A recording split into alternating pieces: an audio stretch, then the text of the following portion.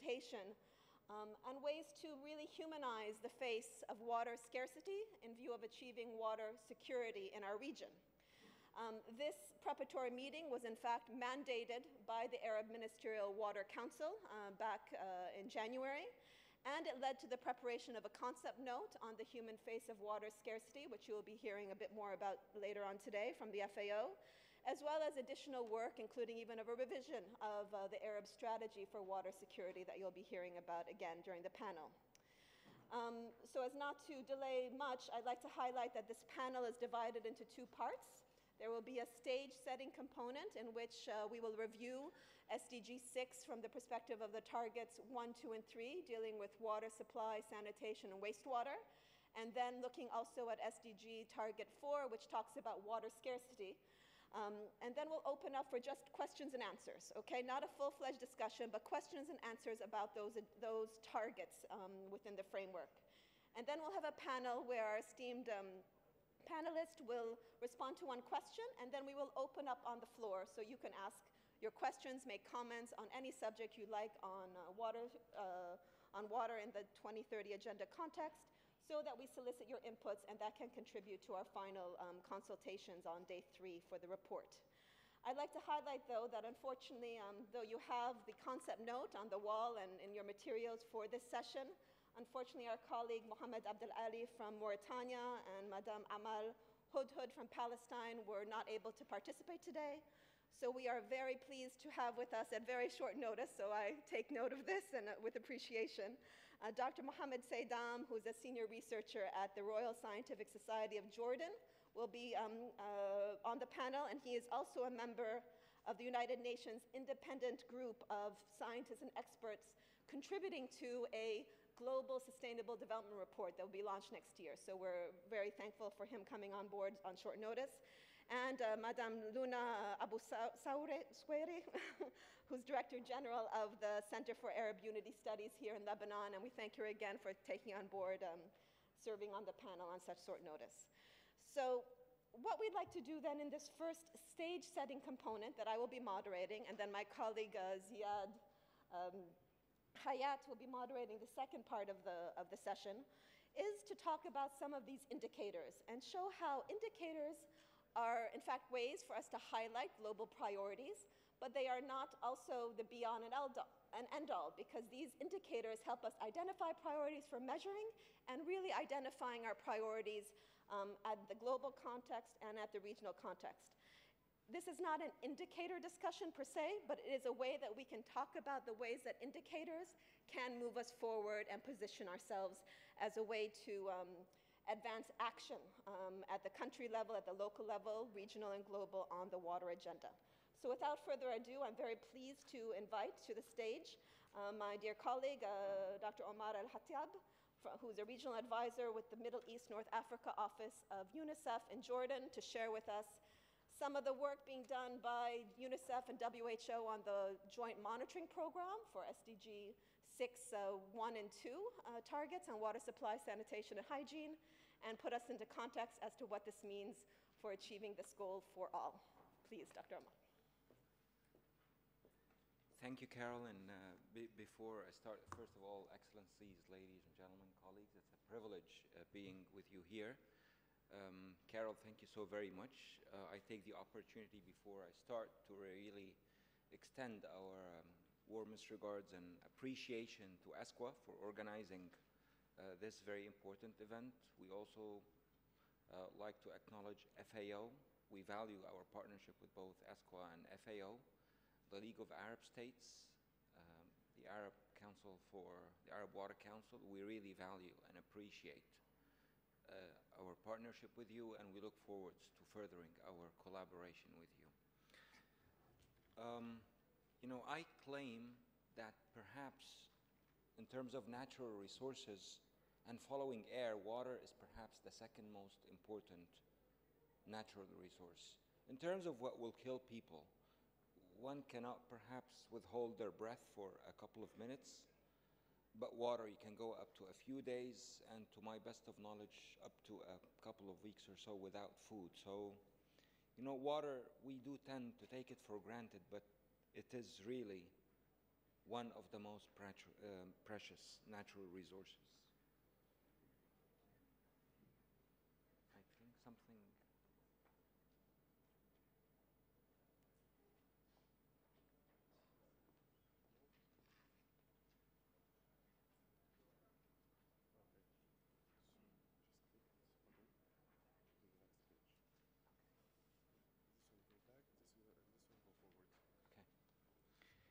Now, just to quickly explain what the SDG targets are and what is the philosophy and what are we talking about.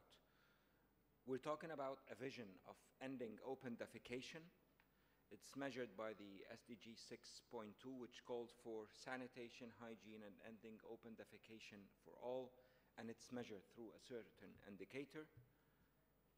Achieving universal access to basic services, and this is not one of SDG 6, but it clearly demonstrates that access to basic social services is a pillar stone. It's critical to realization of human rights, progression towards safely managed services, SDG 6.1 and 6.2. And here we're talking about safely managed drinking water services and safely managed sanitation, and we do have two separate indicators for that. Finally, 6.3, which is about reducing contamination or pollution of receiving water bodies, together with reducing, or rather having, the quantity of wastewater that is not untreated. That's 6.3. That is the vision. We're talking about improving water quality and having the proportion of untreated wastewater, and substantially improving the recycling and reuse of the treated effluent or the treated wastewater, and that also has a separate indicator. Now, on the normative language that is being used, and here I'm going to elaborate on the first one, on the drinking water. We're talking about universal, and this implies drinking water in all aspects, at our household level, healthcare facility, at the school, at the public place, at the workplace, and so forth. Equitable, we are talking about disparities, and in the coming slides you will see that in the Arab region we have serious disparities. We have to eliminate inequalities. I think this is key to achieving the SDGs, and I think that has to be accorded top priority. Access, we're talking about provision of adequate quantity of drinking water in a reliable fashion. Safe, it's drinking water free from contamination and toxic and biological toxins. Affordable, payment should never ever be a barrier to access to this critical human commodity. Payment, finances can never be a barrier, I repeat, to access to drinking water. Drinking water, it's the water that is used for drinking, cooking, bathing, and personal hygiene. Finally, for all, leave no one behind, for girls, for boys, for women, for children, and for those groups, vulnerable groups, especially those living with disabilities.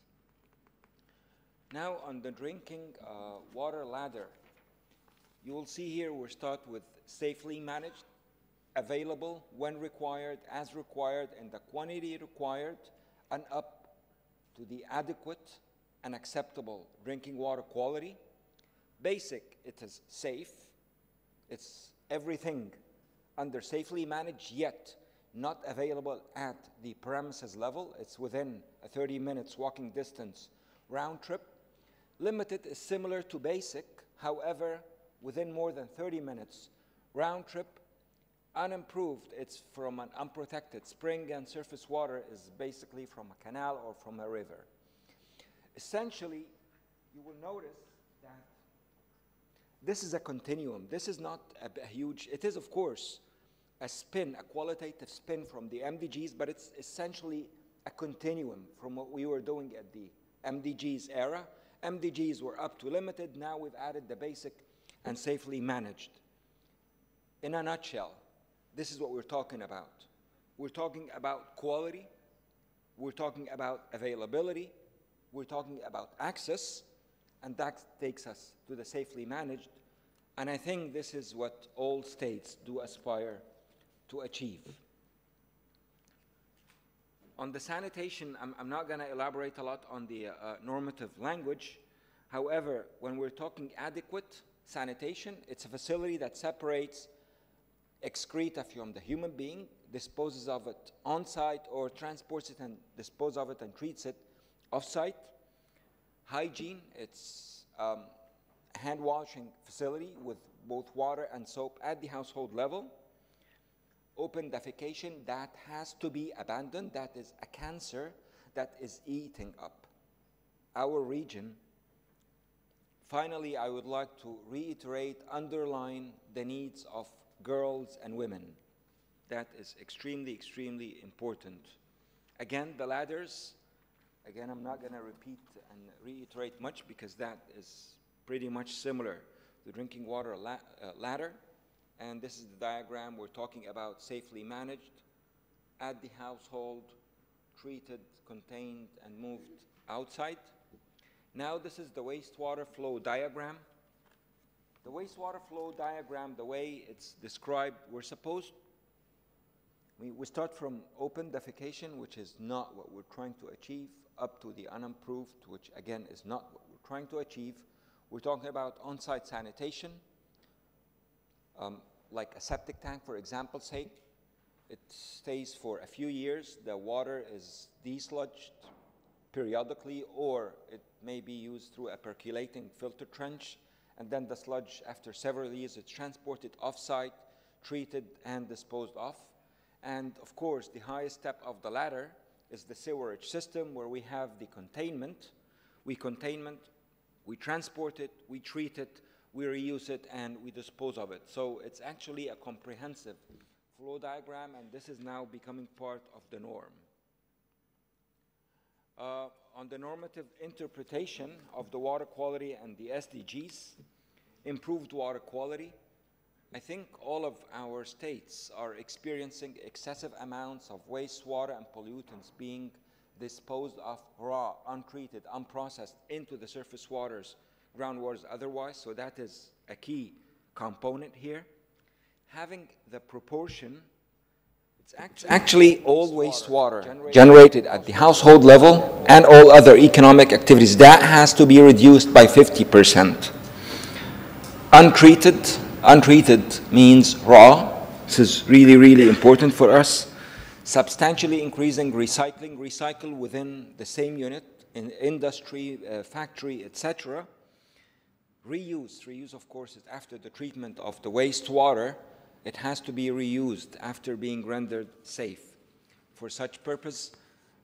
And you know, if I'm just here, it's very clear we cannot achieve 6.2 without the safely managed target, without having treatment, because treatment is critical. So this is a clear linkage between both. This is a diagram of what wastewater looks like. This is a mechanical system, but it could be anything else. Hygiene, as I mentioned earlier, it's a hand-washing facility, water, and soap. Progression in MENA. What happened in MENA during the MDG era? In the urban areas, on the drinking water front, 43 million people gained access to drinking water in rural areas, and 91 in urban areas. On the sanitation, 39 million people gained access, and 96 in urban areas. A critical issue in MENA is open defecation. 18 out of 20 million people live in 3 countries, Sudan, Yemen, and Morocco. This is something that we really need to work on. This is where we are. I don't have much time, so I will really have to rush through this. This is the SDG baseline based on the JMP. We are doing fine in terms of drinking water compared to the world, and so for sanitation. But as they say, the devil is in the details, and the problem is with the disparities and the inequalities that we have in terms of wastewater generation. 13.24 million kilometer cubed are generated in MENA. Only nearly 40% of is being treated, and about 60% is untreated. and dumped into the environment. So this is a serious issue. Some of the challenges, and I'm just going to go into the challenges, but investments, we need to triple, multiply by 3 the investments that are being made at this point in time. Water stress is a deal breaker in MENA. It is, we used to quote until 2 weeks ago that we house 12 countries of the most water scarce countries in the world. Now this figure had jumped to 14, and this is a deal breaker for the SDGs. In terms of fragility, MENA is home of 4 of the 20 most fragile states across the world. What does conflict mean?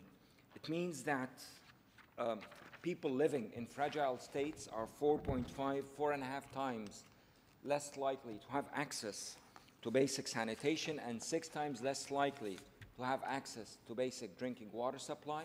So that's a serious vulnerability.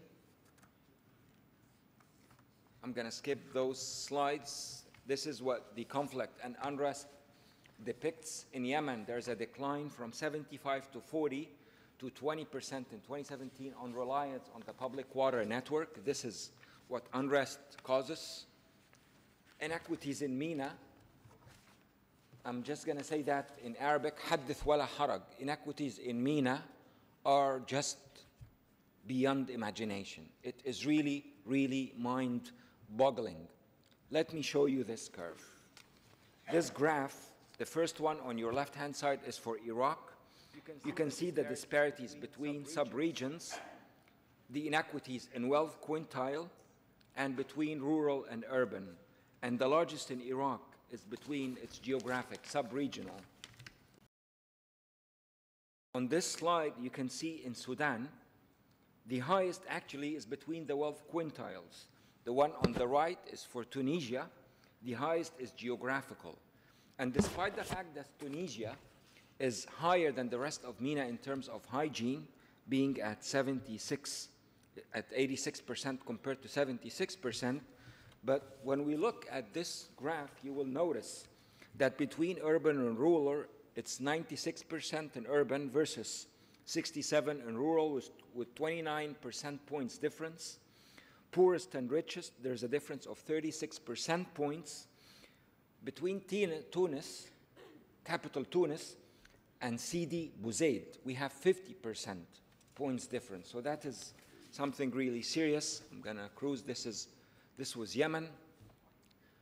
This just tells you that in MENA, we are the lowest region in terms of tariff collection. 85% of the services are not being paid for. So that is something that we really need to have a serious discussion about.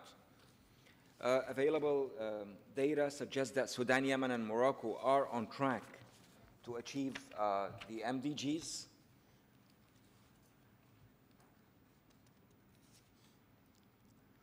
Facts and figures now, all of this we have to put into human face. What we have here, and it's all about people. And for me, I claim that my future is behind my back, and the future in this region is for children. So I'm going to focus on the children. 16 million children lack access to basic sanitation services. 7 million children defecate in the open. 11 million children lack access to basic drinking water services. 4 million children are not practicing safe hygiene. 60% of the wastewater is untreated. Disparities, rural children are twice more likely to only have access to unimproved drinking water compared to urban. It's only nearly rural children who drink untreated surface water.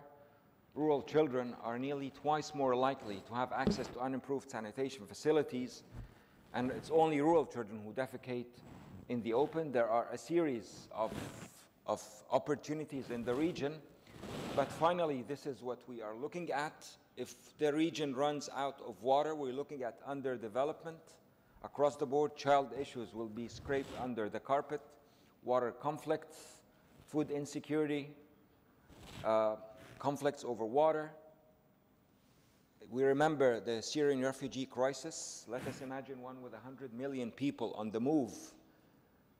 malnutrition, and finally fatalities. I really apologize for the time overrun. Thanks for bearing with me. Thank you.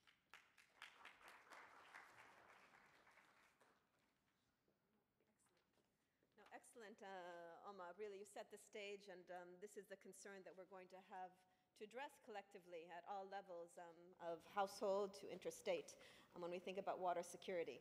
I'm not going to dwell much, but I just wanted to highlight that what Omar just said, this is a dramatic shift from the MDGs. While it is a building, this region, through the Arab Ministerial Water Council, really highlighted the importance of talking about intermittency, quality, accessibility.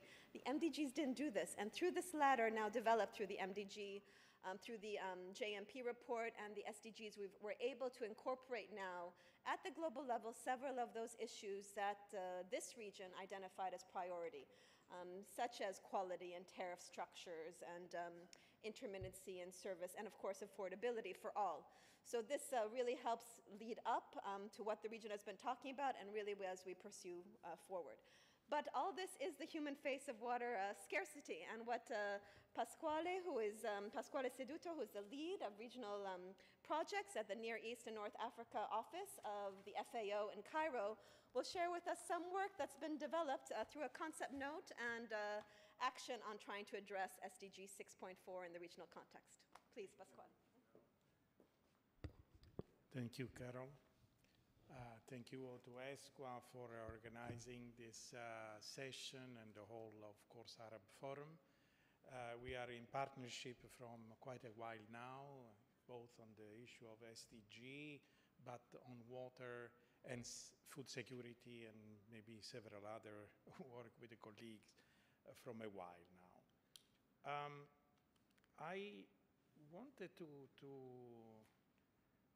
praise Omar because he started by saying that maybe you can die if you don't drink water, by drinking water in a couple of days. And then you add that maybe at the most we can arrive a couple of weeks by lack of food. Maybe for 2 weeks, maybe long, but the idea is that one, that water, by drinking and by food, capture essentially the life of the human being. You have only, when you don't have water, it's only a question to decide whether you want to die first by drinking or by lack of food. But that's the point why we are identifying this human face of water scarcity, because when you don't have that water, either way, you don't go very far. Now, I will focus particularly on the target 6.4.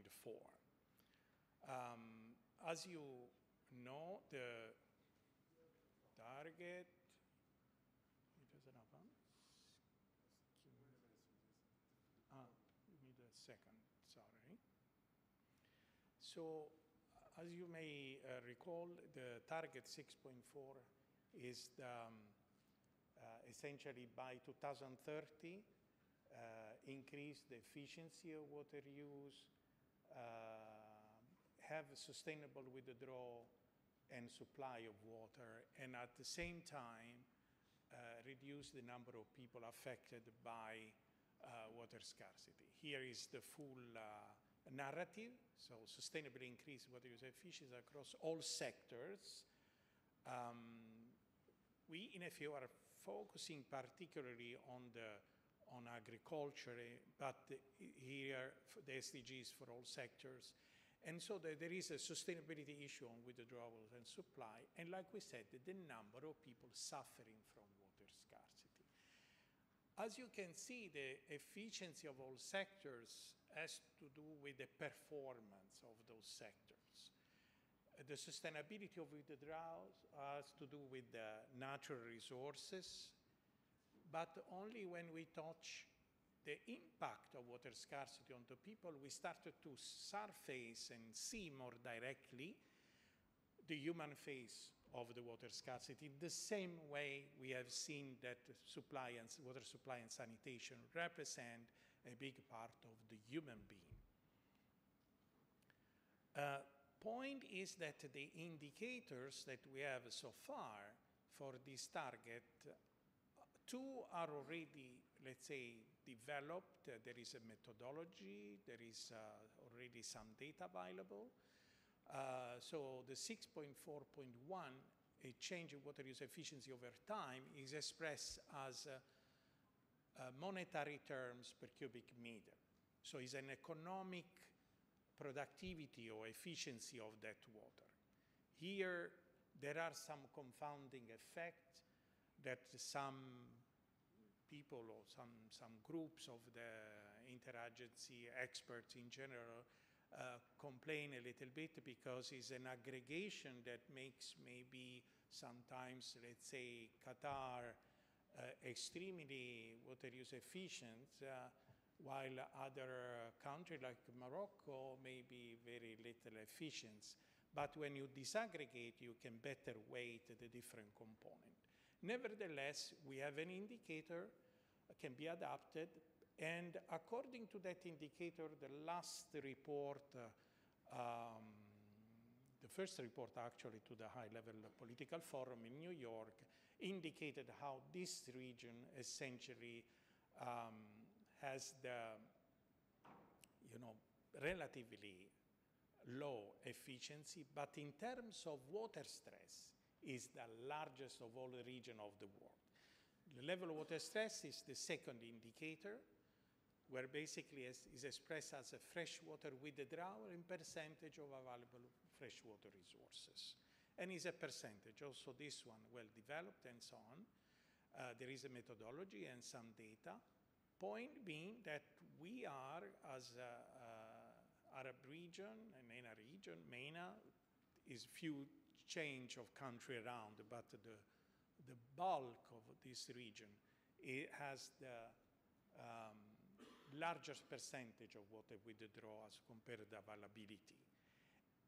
We are followed only from Asia, and we are on the order of 70 to 75%, while Asia is around 60, and then all the rest lagging behind.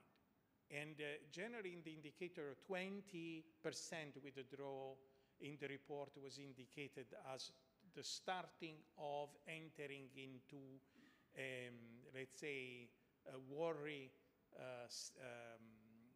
let's say, boundary.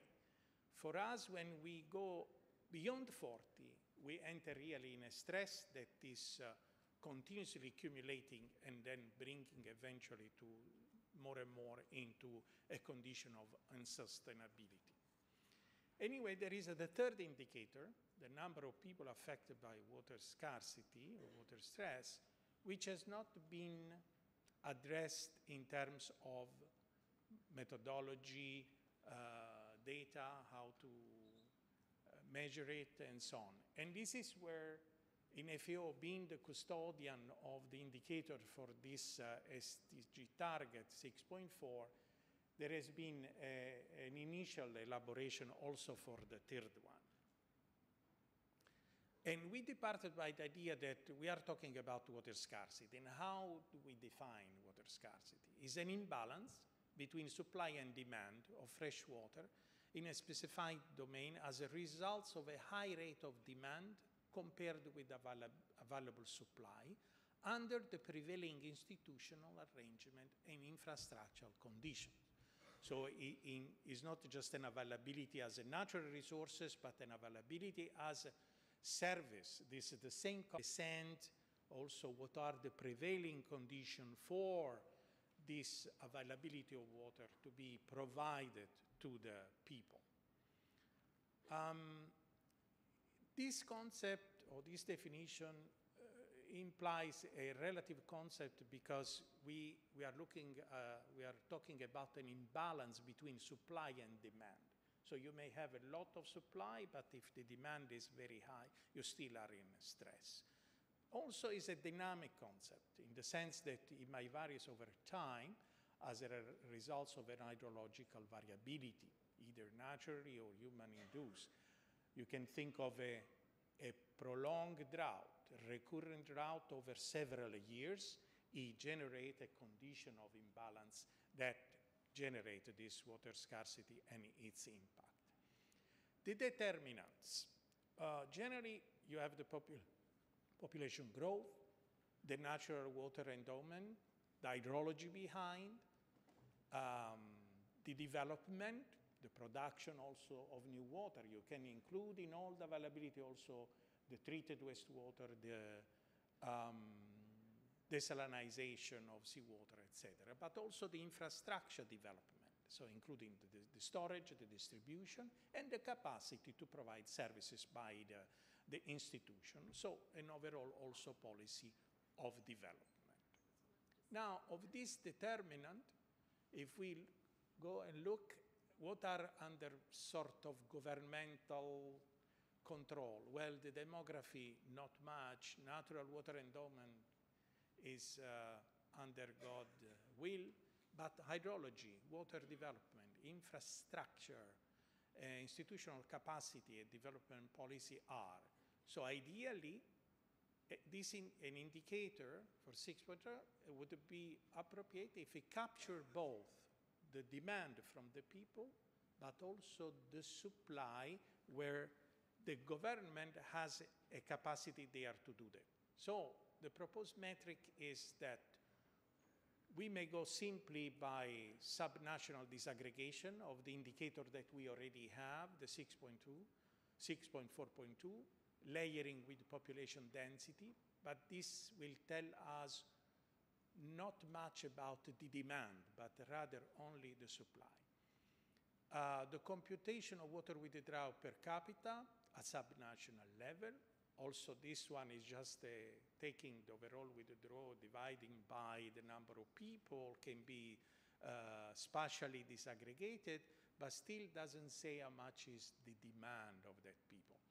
So one proposal that is now under discussion is the level of water stress based on percentage of the water gap to that demand, to satisfy that demand. So in other terms, you have a minimum demand by the people minus what is the water withdrawn and provided to that people, divided by that minimum demand so that you can express in percentage.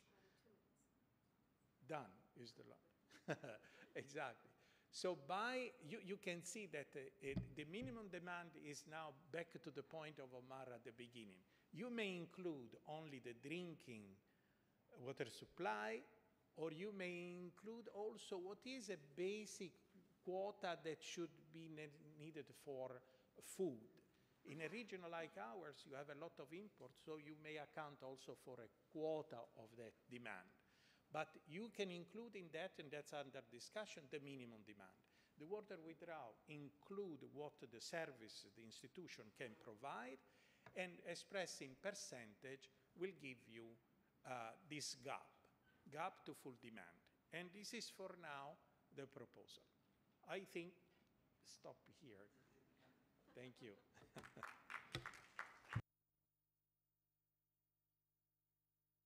Okay, so we got into numbers, but let me explain also what is the importance here. There is no methodology now to measure the number of people facing water scarcity. FAO has been doing a lot of work to try to find that metric because basically the global community was a little bit hesitant how to do it. They were talking about scarcity for domestic and industry and agriculture, but there was no way to measure the number of people facing water scarcity. And if there's any region that has that concern, as we have very evidently heard by our two esteemed panelists, that is a storyline that might be interesting, especially in a political forum such as this one, to have highlighted even more in the global context, so that the international community that doesn't think about water scarcity as we do ensures that as part of the agenda. So what we're going to do is just open for a few questions basically on these conversations, because we have a very interesting panel, and then we'll open up for discussion. So if you have a question right now regarding these two presentations, please raise your hand. Anyone had? Yes. Dr. Ihab, please introduce yourself before you ask your question and be brief. Ihab Jnad from AFSD, and of course I have my question to my friend Pasquale. I like your proposal, because as Carol mentioned, still there's difficulty to define the water scarcity. But what you proposed, the difference between demand and withdraw divided by demand. Is this applicable for all sector? I mean, because here we're focusing first about, for example, drinking water as a priority. Then we go. So, would you propose, I mean, to have different methodology for different sector, or apply the same for all sectors? Let's take just a couple questions, and anyone else? Wafa from ESQA. Yes, thank you for the panelists. And just a quick comment on the 6.4.2 on water use efficiency by sectors. Just to mention that the system of environmental economic accounting and water accounts is a good system, and we were providing assistance to countries to help them work on the system of environmental accounts to be able to provide like the sectoral use of water. And it says in the metadata and the methodology that the SIA water is something that the countries can use for the sectoral use and water use efficiency. So just to mention this notion. Thank you for that interjection. Please, Icarda. Hassan Mashlab, Icarda. Concerning the indicator of number of people facing water scarcity, why can't we take a general look at the number of communities and the population living in areas who are facing water scarcity? We can at least have a general picture about that. There's easy way. Well, I'll let FAO. One more question. Yes, from UNICR. Thank you. My question is the discussion on water scarcity, is it an issue of water management, or is it an issue of really depleting water table? Because we have also seen that number of countries are actually, while facing water scarcity and maybe drought, it's not necessarily the drinking water scarcity, but drought due to less water. But at the same time, the same countries are actually facing also floods, which is excessive water. So is the issue is really about the water management, how effectively it is being managed, or is it really actual scarcity of water? Thank you for that. Definitely we'll be talking about that in the panel as well. But I'll take one more question before we break. Yes, from Thank you, Carl. Swiss. Thank you for the panelists. Actually, my question, whenever we talk about water budget, we actually give a high focus to the treated wastewater, which is actually for example, in Jordan, contribute up to 16 to 18%. But nobody talk about the agricultural wastewater, which is, we call it a drainage, and nobody consider this as a resources. If we took the amount of how much consumed or used in agriculture, almost around 70. And if we compare the agricultural wastewater with the domestic wastewater, we are talking about high, amount. And this is actually is not even tackled by the SDGs. Nobody talk about this wastewater. And I'm wondering where we are from this, aspect, which could be used in agricultural sector. Thank you. Very interesting point. Are we okay? All right, I'll turn over to our panelist, Omar first, and then Pasquale, if you can give some feedback, and then we can proceed to the panel.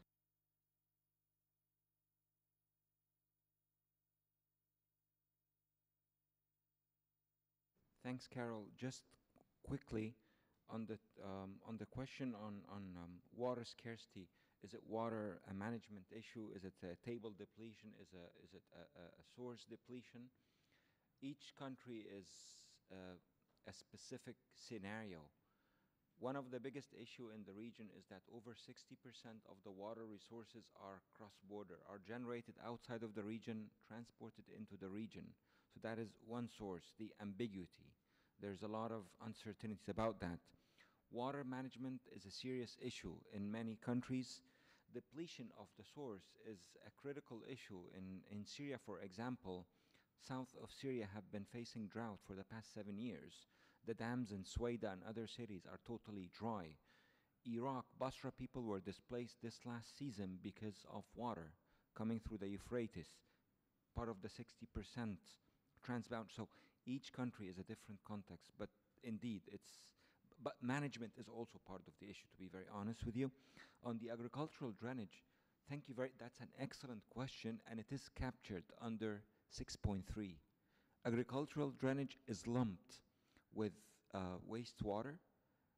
I mean, I do not, there is no time perhaps to explain why, but it's captured there, and the reuse of the agricultural drainage is also lumped with the effluent, the treated wastewater effluent. Thank you. You use this one? Okay. Well, I'll start with Ihab about that methodology if it applies to different sectors. Actually, the point is that being an indicator and should be the impact of water, the number of people affected by water scarcity, the minimum requirement of water is a question that we need to agree upon. It can be, like we said, we can include the drinking water, the equivalent water that would be needed for the minimum dietary requirement of a person, but can be also including the environment. So it's a question to reflect more what it would be the equivalent quota for each of these, let's say sector, let's call sector, but component of that impact on the human being. And that's, I think, where the discussion is more. But in principle, yes, can be applied also to the other. But it has to be agreed which one is this minimum. For the SEWA, yes, I agree. I mean, this is well, in fact, adopted in general as accounting system.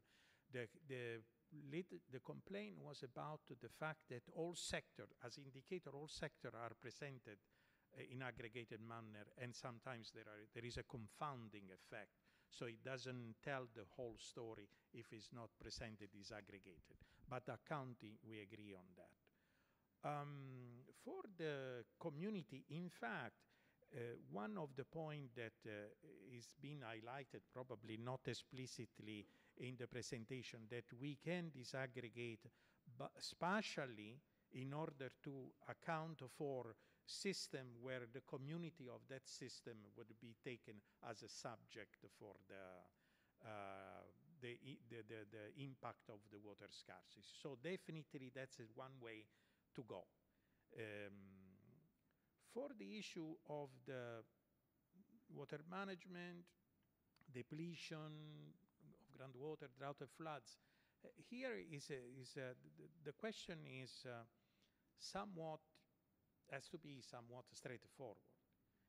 Here we are considering all waters, so from groundwater, from treated wastewater, desalinized, every type of water, and the impact of climate change that influence both quantitatively and qualitatively. So the floods, if it's not captured and retreated in some way, may not be available anyway. So it is a comprehensive way of looking at the water resources management. So in a way, yes, it has to be, is both water management, but also to pay attention to the depletion of groundwater. So it has to be within a water accounting framework, like we were saying, the SEWA. And in fact, this brings to the last question. But to say the truth, we consider the drainage water. We have the example of Egypt as one of the major reuser of drainage water. So in the water accounting, that is taken into consideration. So even if they don't talk explicitly, at least in agriculture, we account for it. Thank you. Okay. Thank you very much for that clarification. So before I turn over the moderation to my colleague, I'd like to put a couple of the countries here on notice. What we are talking here about indicators, and there are indicators for highlighting issues. Currently, Algeria and Egypt serve as members of the interagency and expert group on the Sustainable Development Goals. But I would like to recognize that the GCC has been taking some leadership in this regard, with KSA, Oman, UAE, and Kuwait attending even as observers some of this work on the indicators. And we're talking about all the indicators under the 2030 agenda. But you have the opportunity to discuss with your statistical offices on issues, on priorities, in order to highlight these topics such as water security that might be better placed in the agenda, because they say we can't manage without numbers and we need numbers to manage, but in the end, this is a political process where we can use this as a tool for highlighting the issues in our region. So with that, I will turn over the moderation of the panel to Ziad Hayat, who's the first Economic Affairs Officer in the Water Resources team at ESCWA. Thank you, Ziad.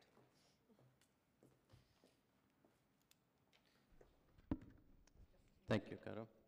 Omar's going to leave at 5:30. All right. شكرا كارول. مساء الخير جميعا. أنا فضلت بس ضلني واقف ما أقعد بس لأنه مأخرين بالنهار وصلنا كل النهار قاعدين بس لنعلي شوي الليفل النشاط. بعتقد الزملاء تكلموا عن المؤشرات وعن الوضع المنطقة بالمؤشرات ووين صرنا في تحقيق الأهداف التنمية المستدامة. وباسكوالي كمان وضع الإنسان بالمقدمة هالأهداف، وجربنا نطلع بمؤشر عن الإنسان ووضعه بمقدمة الأجندة، وهي الخطة 2030 تركيزها هو عن الإنسان وأهمية تحسين وضع الإنسان. نرجع على المؤشرات اللي حكينا عنها، وكان في نظرة عن وضع المنطقة وين نحن في تحقيق الأهداف. رح ابتدي مع صديقي وصديق المياه والمعروف بالمنطقة، غني عن التعريف، الدكتور حمو العمراني، كبير الخبراء بإدارة البيئة والمياه والإسكان، الأمانة الفنية للمجلس الوزاري العربي للمياه في جامعة الدول العربية.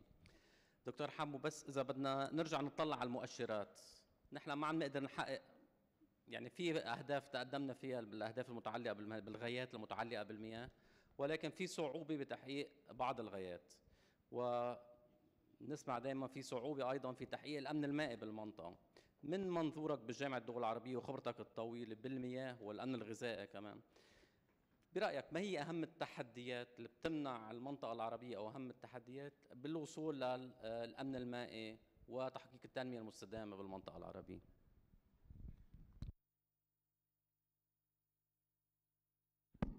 شكرا دكتور زياد، وأود بداية أن أشكر القائمين على تنظيم المنتدى، وأخص بالشكر القائمين على تنظيم هذه الجلسة الخاصة. أهم التحديات طبعا تم ذكر أهمها. نحن المنطقة الوحيدة في العالم التي تعتمد في مواردها المائية على مياه قادمة من خارج حدودها. هذا معطى جغرافي يعتبر من أهم التحديات. كذلك ندرة المياه وشح المياه على امتداد المنطقة بحكم موقعها الجغرافي كذلك، ف 15% من مساحة الوطن العربي هي ما هو مسكون من الوطن العربي، فالجزء الكبير من بلادنا صحراء. هذين المعطيين، يعني dependency من جهة وscarcity من جهة، كان المفروض أن يجعل من هذه المنطقة الأكثر ترشيداً في استهلاك وإدارة الموارد المائية. لكن الواقع يقول أن ثقافة الوفرة هي السائدة، وأن تعاملنا مع المياه بشكل عام سواء من ناحية الاستهلاك الكونسامبشن أو من ناحية depletion، يعني تدهور الموارد المائية سواء كانت جوفية أو سطحية. هناك تقديرات تقول أن هذا التدهور يكلف البلدان بين 0.5 إلى 1% من الناتج القومي، وهو رقم كبير ورقم للأسف يزداد مع مرور الزمن. من بين التحديات كذلك أن توزيع الموارد المائية بين القطاعات، يعني في منطقة كمنطقتنا لا زالت بعض الدول تعتمد على صادرات زراعية مروية كمورد، الاقتصادي. والسؤال هنا أن في المستقبل ينبغي مساءلة دور الزراعة بدون إغفال طبعا الأمن الغذائي وإسهام الزراعة في الدخل القومي وتوفيرها للثروة وللشغل. ولكن السؤال يبقى تقريبا ليس أي زراعة نريد، ولكن أي زراعة تسمح باستدامة الموارد المائية التي يمكن أن توفر ما توفره من فرص كما قلت ومن موارد. ضعف الحوكمة في المنطقة العربية بالخصوص فيما يتعلق بالموارد المائية الجوفية التي تشكل جزءا كبيرا من الموارد المائية المستعملة في المنطقة، حيث أن المياه عندما تكون ملك عمومي في غياب إطار للحوكمة طبعا فيبقى الاستنزاف هو مستقبلها. ضعف التصور في الممارسة للقيمة الاقتصادية للمياه، فالتعامل مع كوموديتيز ثانية في حضور للعنصر الاقتصادي والمالي ليس كقيمة للسلعة ولكن ككلفة للإنتاج. فلا زالت المنطقة العربية فيها دعم قد يصل أحيانا إلى مستويات غير منطقية وغير معقولة. فالماء حق للجميع، ولكن الماء كذلك مسؤولية للجميع، والماء له كلفة. على قدر ما ينخرط ويندمج المستعمل النهائي في تغطية ولو جزئية للكلفة، فهذه ليس استرداد للقيمة بقدر ما هي إشارة لأن الموارد محدودة واستدامتها مسؤولية مشتركة بين الدولة والمجتمع بكل أطيافه. التحدي الأساسي كذلك في اعتقادي هو ضعف مساهمة البحث العلمي في إيجاد حلول مبتكرة لمواضيع المياه، سواء تعلق الأمر بالتكنولوجيا أو بالسياسات، بحيث أن منطقة كمنطقتنا التي تعتمد على التحلية بنسبة 50% في العالم، بعد 50 سنة من استهلاك هذه التكنولوجيا لم يتم توطينها بعد. يعني لازم نعتمد على استيراد الممبرانز من برا. فيعني دور البحث العلمي أعتقد على الأقل في قطاع المياه، فهو طبعا ينطبق على باقي القطاعات وعلى باقي أهداف التنمية المستدامة، ولكن يبقى محوريا بالنسبة للمياه. كذلك ضعف النظرة الشمولية لموضوع المياه على مستوى المجتمع وعلى مستوى الدولة كذلك، فيما يخص دور المنظومة البيئية ككل، بحيث أن لا زال التفكير في الإمداد يغلب على طابع الاستدامة. وأعتقد أن إذا أردنا تحقيق أهداف التنمية المستدامة لابد أن ننظر إلى الموضوع من هذه الجوانب. طبعا بس هناك نماذج لو سمحت لي حستوقفك حتى نبني، لأنه أثرت عدة نقاط مهمة جدا، بس رح نبني الأعضاء لو سمحت لي، يعني إذا في شيء مهم بتحب تقوله بعد بنص دقيقة ولا بننتقل ونرجع لعندك في نص دقيقة. عايز أقول مثلا أن هذه التحديات مش قدر يعني لا يمكن تغييره. أشير إلى مثال صغير. محطة السمرة في الأردن تنتج 80% من الطاقة التي تستهلكها. في الدوحة تم تخفيض الفاقد في الوسط الحضري بنسبة 40% في ظرف 5 سنوات، معنى أن كل هذه العوامل التي تبدو سلبية فالتغيير معها ممكن إذا توفرت الإرادة السياسية. وشكرا. شكرا هامون. يعني أثرت نقاط عديدة وعميقة وجيدة جدا للحوار. أظن رح نفتح المجال للحوار بعد فترة. بدي انتقل للدكتور محمد سيدام، هو كبير العلماء البحوث والعلوم في الجمعية العلمية الملكية، وأيضا بدي بارك له وأقول مبروك للمنطقة العربية. هو أيضا تم اختياره ضمن فريق مستقل من الخبراء العالميين. هو الفريق بيتضمن بس 15 عضو، والدكتور محمد انضم لهالفريق لإعداد التقرير العالمي للتنمية المستدامة للعام 2019.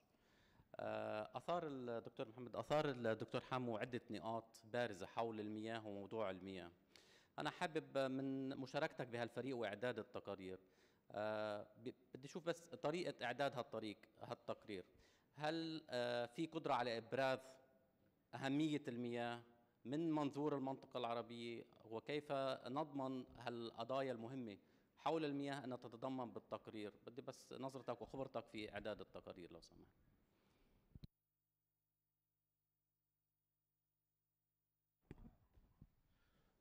شكرا زياد، شكرا كارول. دائما ما شاء الله النشاطات تبعكم ممتعة جدا ومفيدة، ودائما انا بتركها بانطباع انه تعلمت شغله جديده، فشكرا كثير لكم. شكرا للإسكوة طبعا لإتاحة هاي الفرصه. انا حقيقه في مجموعه ال15 اللي بيعدوا التقرير التنموي العالمي طلعنا على الصوره الكبيره للموضوع، مش فقط الانديكيتورز المؤشرات وكيف التعامل معها. الصورة الكبيرة إنه إحنا الآن بعد مرور كذا مبادرة عالمية للمياه، والآن المعرفة العلمية والليترشر الموجود هائل جدا وكثير ربما بكرر نفسه. فإذا مثلا بدي أرجع للمبادرات العالمية، وأنا من الناس اللي بلشت أشتغل في المياه من حوالي 35 سنة، وبلشت حقيقة أعمل ماجستير مع الووتر ديكيد الأولاني، وما زلت أذكر النقاش اللي ما زال نفسه عم بتكرر. فالسؤال هنا وين الخطأ؟ يعني ليش مثلا لحد الآن بالرغم من، لاني عامل لهم ليست حتى اطلع اشوف، يعني مثلا في الووتر ديكيد حكينا في ال80 لل90، في ايضا الووتر فور لايف 2005 و2015، وبعدين في انترناشونال ووتر، انترناشونال يير اوف سانيتيشن، وبعدين في الووتر سستينبل ديفلوبمنت من 2018 لل 2028. السؤال اللي لابد منه لحد الآن، وفي آخر تقرير اللي طلع الشهر الماضي عم بيحكي عن بليون بني آدم ما زالوا بيشربوا مياه غير قابلة غير صالحة للشرب، وفي ضعف هذا العدد أو أكثر حتى 2.5 مليار ما زالوا ما عندهمش طرق سليمة لتصريف المياه العادمة. احنا كل مرة طبعا بنطلع بتعبير جديد وبنحط عليه رقم قد يختلف، فبصير المقارنة صعبة. في السابق كنا نحكي على النظام صرف صحي محسن ونعطيه رقم. الآن بشكل مختصر ليش مش عم نحقق هذه الأهداف؟ في المجموعة اتفقنا إنه لازم نفكر في إنه ليش بتصيرش وإيش لازم نعمل حتى تصير، حتى إنه إنه يصير في ناس هناك أكثر أو ناس أقل في ضائقة في الحصول على المياه وعلى خدمات الصرف الصحي. أسباب كثير يمكن ذكرها الإخوان، دكتور حمو حكى عن مثلا التكنولوجيا. إحنا الآن في عصر غير العصر اللي صار في السابق. في الآن الثورة التكنولوجية يجب أن نعظم استخدامها بشكل كبير. وخلينا أعطي مثال هنا، مثلا في الأردن إحنا اشتركنا في جائزة عالمية، أعتقد يعني الهدف من ذكر القصة إنه كيف ممكن إن نعمل شغلات، نقوم بإجراءات خارج الصندوق. يعني مثلا لنا سنة عم نشتغل على الاكستراكشن اوف ووتر فروم اير. هاي هي جائزة عالمية انطرحت للعالم. في هناك 100 شركة وجامعة عم بتسابقوا لها، احنا واحد منهم. احنا اثبتنا المفهوم الان، بنعمل على تعظيم الكمية اللي تنتج كل يوم. الهدف من ذكر القصة، لولا كان هناك جائزة عالمية حطت لنا هدف لما أصرفنا الوقت في عمل البحث العلمي للوصول إلى حل هذه المشكلة، وخصوصا من محليا وليس مستوردا. احنا ما زلنا لحد الآن نحكي على مستوى المنطقة، كل التكنولوجيا يعني مستوردة، خلينا نكون صريحين. بكل احترام، احنا بنستورد الممبرينز ما بنصنعهاش، بس في هناك طرق أخرى لزيادة كمية المياه.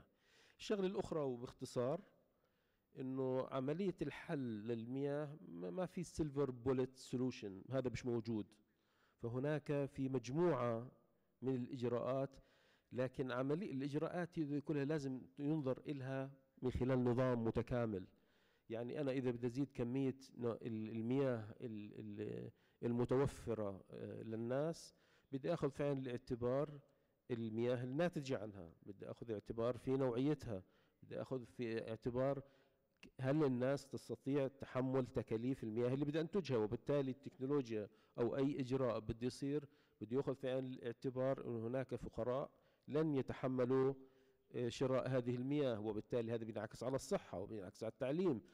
الجميل في الأجندة 2030 اللي هي كونها مضبوط هي معقدة، لكنها في نفس الوقت بتطرح فرصة كبيرة جدا للتعامل مع هذا التشابك، وهذا التشابك لابد منه، وخصوصا في عالم المياه.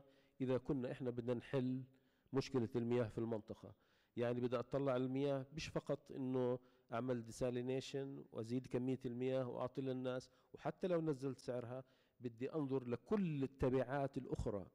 من مثلا إذا أخذنا الديسالينيشن، في هناك براين بيأثر على اللاند، بيأثر على الأجريكلتشر، ممكن يأثر على الصحة، لأنه نوعية المياه مثلا المحلات تختلف عن المياه اللي اعتاد الجسم أن يأخذها من المياه الجوفية الطبيعية. كل هذه الأمور يجب أن تكون يعامل معها من خلال منظومة واحدة. وشكرا. شكرا على النقاط الجيدة والحديث الممتع جدا لا يشبع. شكرا. بدي انتقل للدكتور حسين العاطفي، معالي الدكتور حسين العاطفي، وزير وزارة المائية والري في مصر الأسبق، وحاليا هو أمين عام المجلس العربي للمياه.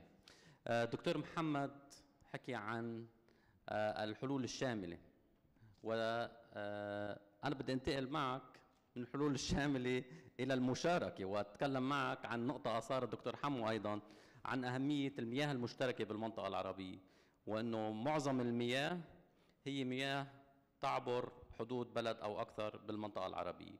فبدي منك، أنا رغم من خبرتك وبعدك عائد من البرازيل وتناولت موضوع المياه المشتركة في المنطقة العربية بالبرازيل أيضا في المنتدى العربي للمياه، ما أهمية المياه المشتركة للمنطقة العربية، وهل هناك أمن مائي من دون التعاون بموضوع المياه المشتركة؟ ورح أطلب منك باختصار بالأول لو سمحت، بس لنفتح المجال للحضور. تفضل. نشكرك يا دكتور زياد. بسم الله الرحمن الرحيم. وأنا بأشرف بأن أكون مع هذه المنصة الموقرة ومع هذه النخبة من الأسرة العربية المصغرة وضيوفها في الصرح الأممي العظيم الإسكوا، وهنا على أرض لبنان الشقيق.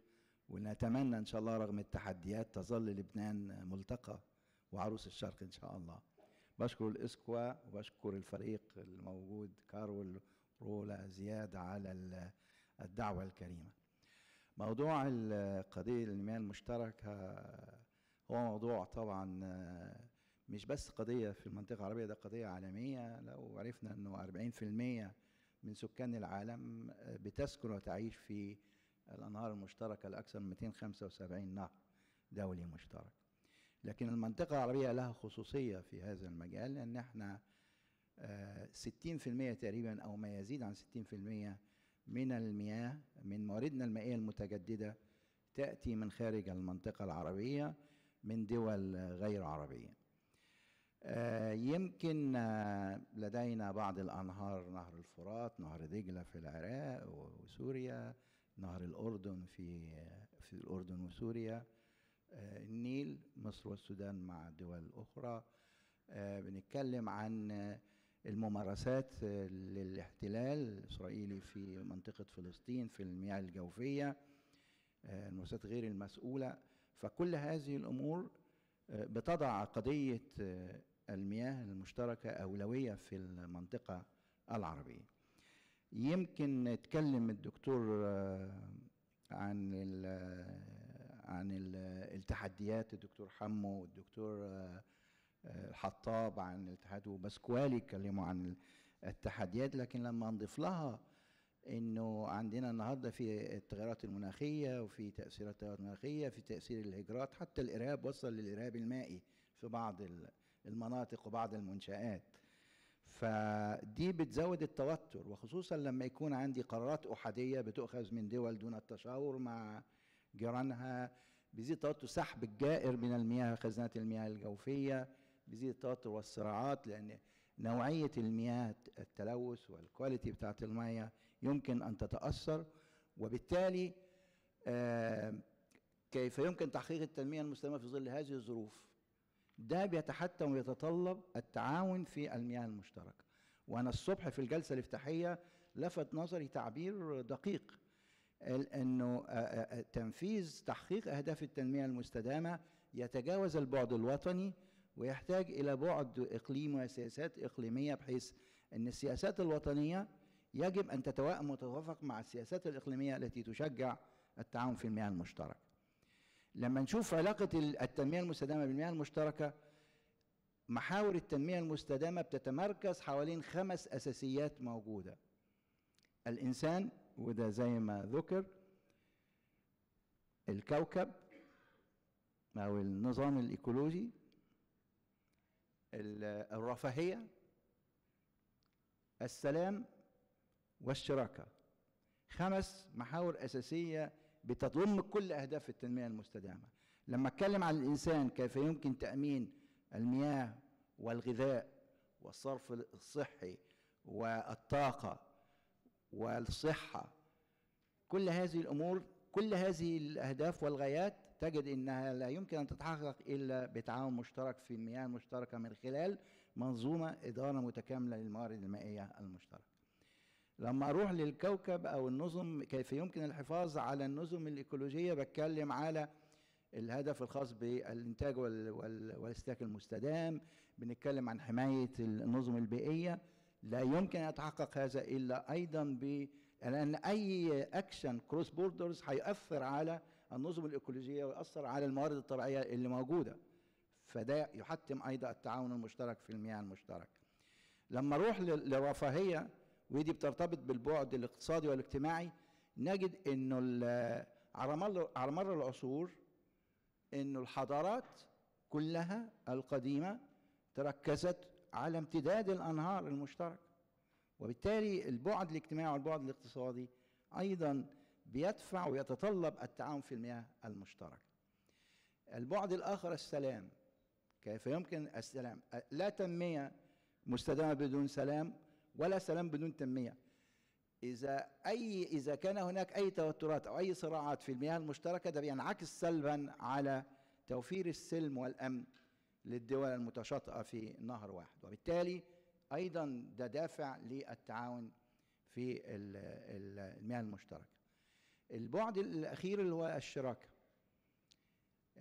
الشراكة الحقيقية إن العالم كله النهارده بيجتمع، سواء مجتمعات، سواء منظمات دولية أو إقليمية أو عربية، سواء المجتمع المدني، كل ده بيحاول يتعاون لتلبية الاحتياجات الخاصة بالإنسان، خصوصا الطبقات المهمشة أو الطبقات غير القادرة. فنجد أيضا إنه التعاون في المياه المشتركة أحد أهم تحقيق هذه الأهداف. الأخبار الكويسة والجود نيوز إنه الاستراتيجية العربية للأمن المائي العربي النهارده بصدد تحديثها لتتوافق مع أهداف التنمية المستدامة، وبالتالي أحد أهم محاورها المياه المشتركة والحقوق العربية. بنتكلم عن انه الاسكوا الحقيقه بتوليد مع مجموعه من البارتنرز، اليونسكو، دكتور بشر، الفاو، المجلس العربي للمياه، اكساد، بتتولى اعداد دليل استرشادي للتعاون في المياه المشتركه في المنطقه العربيه. وده الحقيقه احد اهم الحاجات. ايضا موضوع الكباسيتي وبناء القدرات وتنميه القدرات في هذا المجال احد اهم الامور التي اليات، باضافه ان في بعض الانهار طبعا اللي نماذج ناجحه للانهار المشتركه يمكن ان تستفيد منها في المنطقه العربيه. بشكرك يا دكتور زياد. شكرا دكتور حسين على الالتزام بالوقت، شكرا جدا وعلى المواضيع الشامله اللي اثرتها. بدي انتقل للسيده لونا ابو سويرح من مركز دراسات الوحده العربيه في لبنان. وبما انك الامراه الوحيده على البانل معنا، رح اترك لك الحريه تختار المواضيع. رح اعطيك بعض النقاط بس رح يكون عندك الحريه تختاري المواضيع مساواه بين اعضاء اللجنه. فانا بس بعض المواضيع بعرف اللي بتشتغلوا عليها بمركز الدراسات، بس رح اصير بعض النقاط وانت عندك الحريه تختاري او تركزي على المواضيع. في مواضيع الكوارث المتعلقه بالمياه، حكينا عن التحديات، اذا فينا نتطرق لمواضيع الكوارث المتعلقه بالمياه، مخاطر المياه، تغير المناخ، النزاعات تطرق لها الدكتور حسين العطفي، واكيد ما ننسى دور المراه. عم بحكي عن المساواة يعني بس بوصول الخدمات للمرأة، لكن دور المرأة في إدارة القطاع وتحقيق أهداف التنمية المستدامة. لك تفضل. يعني زياد ما خليت موضوع الا رميته حرية، علي. عندك الحرية تختاري. اوكي، شكرا جزيلا للإسكوا هالبانل الشيق والحوار الشيق واليوم الطويل. أرى وجوها تعبة، فرح أكون كتير يعني سريعة معكم ومختصرة، ويمكن أركز بس على النقاط اللي لم تطرح بشكل مفصل من المتحدثين السابقين. قضية المياه وارتباطها بأنها مصدر للحياة وأمن قومي عربي وغيره لا خلاف عليه، لكن أيضا جزء أساسي من موضوع المياه في المنطقة العربية هو ارتباطها بالكوارث. الكوارث، وهنا بس بدي أوضح أنه الكوارث ليست كوارث طبيعية، هي الكوارث التي تنتج عن أخطار طبيعية تتصادم مع مجتمع أو منطقة غير مهيئة وغير مستعدة لذلك، ولديها قابلية للتضرر وهشاشة اجتماعية أو اقتصادية أو بنيوية أو بيئية. على المستوى العالمي 90% من الكوارث الناتجة عن أخطار طبيعية هي كوارث مرتبطة بالمياه.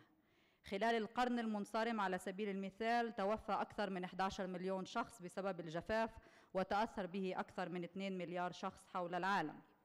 وغالباً عندما تضرب الكارثة منطقة ما فإن صورها تتجلى من خلال المياه، مثل الفيضانات والعواصف والتسونامي، إن كانت موجات حر أو برد أو أمراض وبائية ناتجة عن تلوث المياه وخلافه.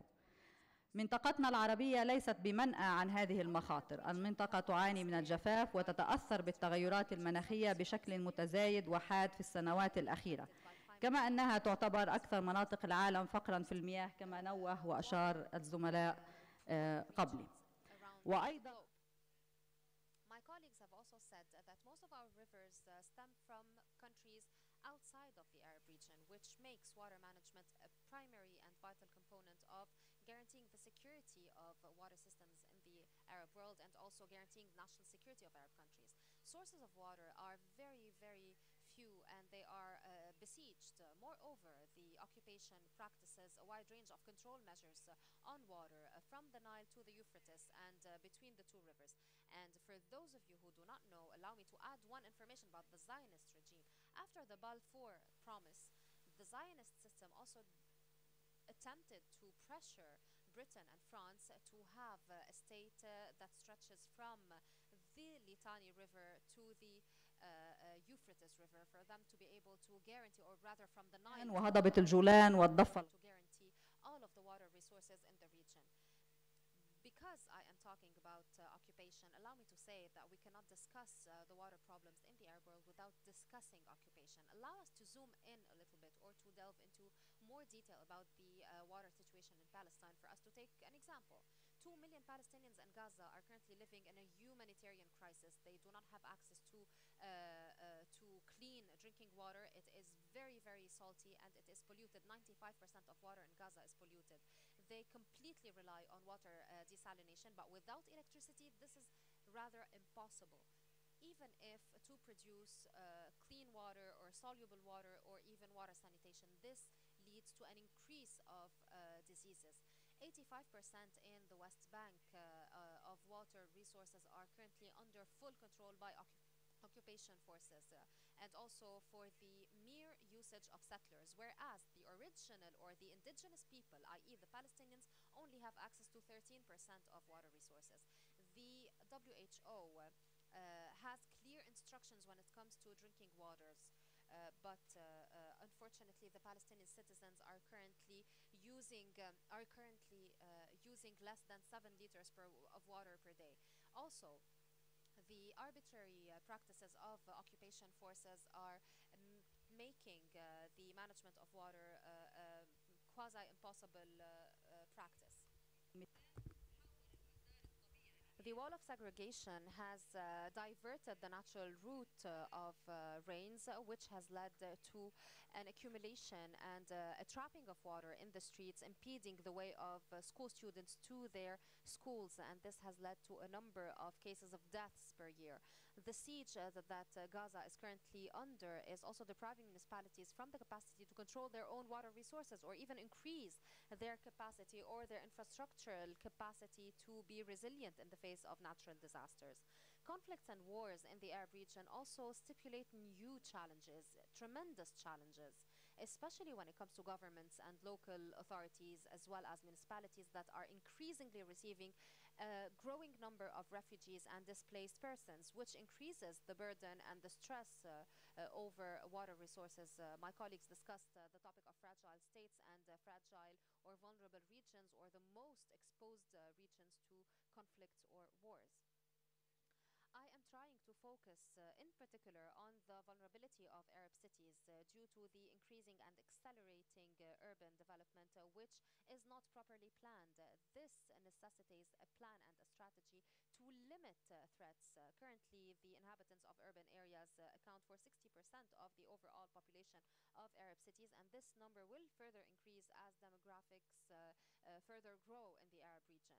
Investment is growing in big monopoles while rural areas, villages and remote areas are being marginalized and their infrastructure is being degraded.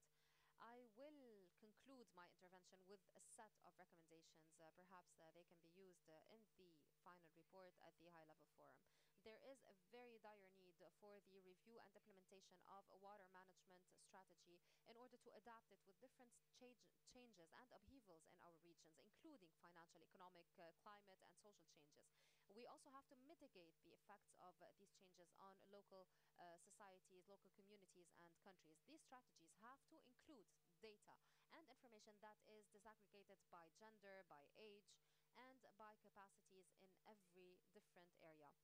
Increasing capacity to face disasters and limit threats related to water is a necessity. It is not an option. It is not a choice. It's not a luxury, especially in light of the increasing climate changes and in light of the need for balanced and equitable access to water resources. Now, public health, ecology, economy, and limiting life loss has to be a drive for governments, authorities, and local as well as international authorities in order to invest more in preparedness, readiness, and resilience to face crisis by treating the very deep roots of vulnerability, including poverty, inequalities, and the weakness of infrastructure.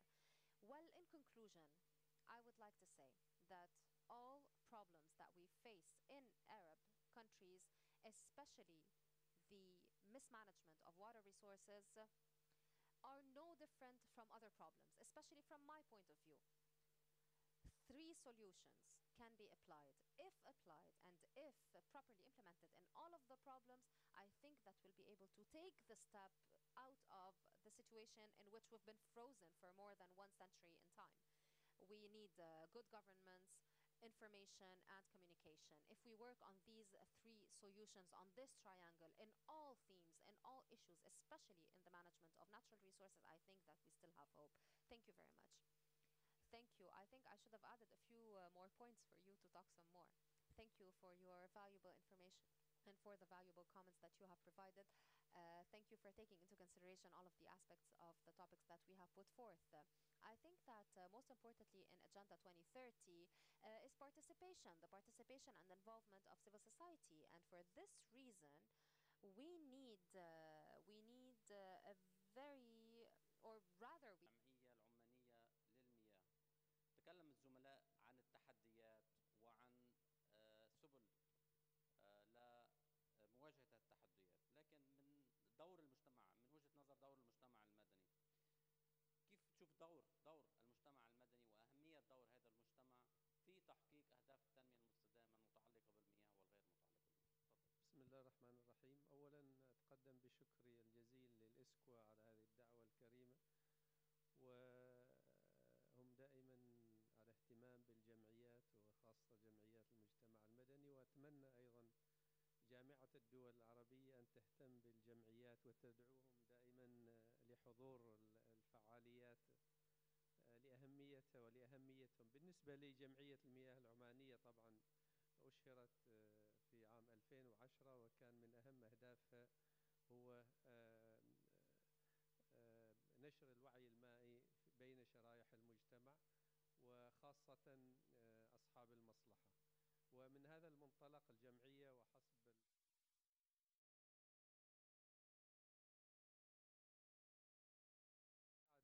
إلى تجميع أصحاب المصلحة في ندوات ومؤتمرات تناقش التنمية المستدامة وتناقش عناصر التنمية المستدامة.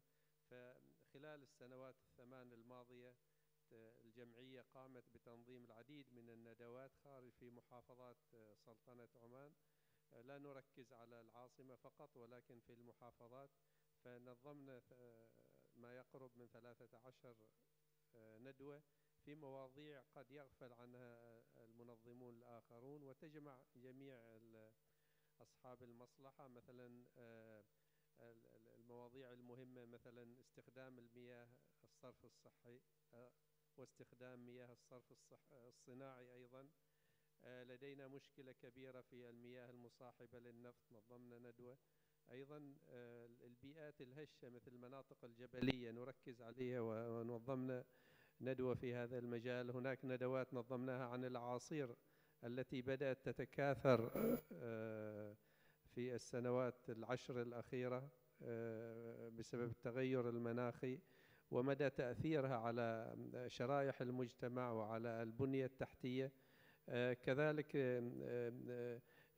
في مجال الإدارة المتكاملة هناك عنصر integrated management. There is also the problem of political will.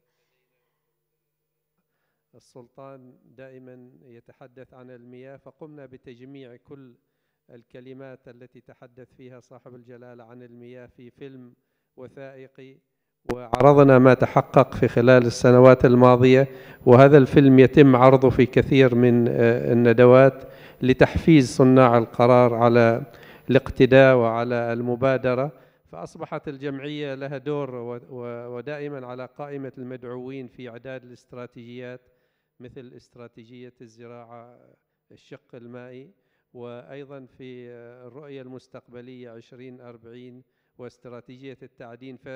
فهذا يدل على أن هناك توجه في الحكومات لإشراك المجتمع المدني، والجمعية تدار من قبل المتطوعين وبدعم غالبا من الأنشطة والعضويات التي يدفعها المشتركون.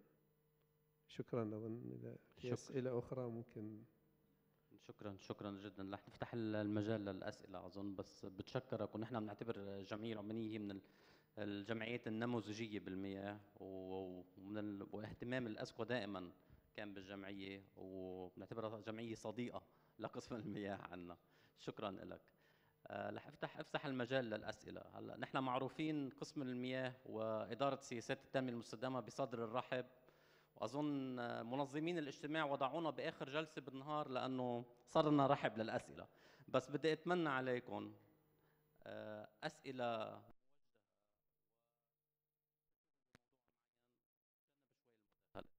حبلش بالعنصر النسائي لو سمحتوا من الخلف. تفضلي حضرتك. نعم، تعرفوا عن حالك والسؤال. مساء الخير، اسمي سحر القواسمي، عضو مجلس تشريعي فلسطيني، نائب رئيس المنتدى البرلماني العربي للسكان والتنمية. طبعا بشكر الأسكو على دعوتنا، بشكر المتحدثين، الجلسة كانت كتير شيقة وكتير مهمة. في عندي سؤال أو عدة شيء بدي أحكي فيها، بدي أحكي عن قضية فلسطين. بشكر أنها تحدثت عن فلسطين بهذا الموضوع. حصة الفلسطيني بالمقارنة بالمستوطن هي مياه الشرب 1:4 ومياه الزراعة 1:12. هناك ظلم كبير يقع في هذا الاتجاه. هناك فقط لمفاعل ديمونا ما يؤخذ من مياه لتبريد مفاعل ديمونا يكفي لإمداد غزة بالكامل بالمياه. كل أحواض المياه، عندنا 3 أحواض مياه في فلسطين، ال3 تسيطر عليهم إسرائيل بالكامل، تسحب مياه الحوضين العلويين، والحوض الأصغر والذي فيه نسبة ملوحة أعلى تعطي جزئيا منه الفلسطينيين. يعني فقط للتوضيح عن الحالة الموجودة. ولذلك أنا أتمنى، وهو لا يوجد حتى الآن، أن يعتبر وهو حق فعلي، يعني الماء وحق من حقوق الإنسان للإنسان، أن يدرج الآن قانون دولي للمياه. حتى الآن المياه لم توضع ضمن قانون دولي ينظم المياه. هذا أعتقد من التوصيات التي يجب أن نعمل عليها، ويكون ضمن هذا المنظور حق، يعني الماء كحق من حقوق الإنسان كجزء أساسي. حين تضع قانون دولي ينظم المياه يجب أن يكون في داخله أن الماء أحد حقوق الإنسان. وإذا أردنا أن نؤكد أكثر أن معظم المشاكل المائية الموجودة في سوريا وفي لبنان وفي الأردن هي نتيجة سحب إسرائيل للمياه الآتية من نهر الأردن من الشمال، والتي لها تأثير سلبي. الطبيعة تقبل التغيير الطبيعي، التطور الطبيعي، ولكن ترفض الطبيعة التغيير القسري، وهذا ما يحدث في الحالة الموجودة عندنا. فبتمنى أن يكون هناك تركيز، وخاصة بالنظر إلى حصة الفرد التي تنص عليها WHO، ولا نقول ترشيد حين يكون ذلك أقل من حصة الفرد الطبيعية. شكرا. شكرا. تفضل سيدي. شكرا. الشكر موصول إلى الخبراء. هذا من أحسن البانيلات اللي أنا عشتها في 30 سنة الفارطة. اسمي أحمد عبد الناظر، استشاري قضايا السكان والتنمية بمركز المرأة العربية للتدريب والبحوث. بإيجاز، أنا لما أقرأ التقارير حول المياه والمنطقة العربية، ولما أستمع إلى هؤلاء الجهابذة في المجال، ينتابني مثل غيري الخوف والفزع. لكن من حسن الحظ تقريبا كل واحد منهم ختم كلامه بنبرة تفاؤلية.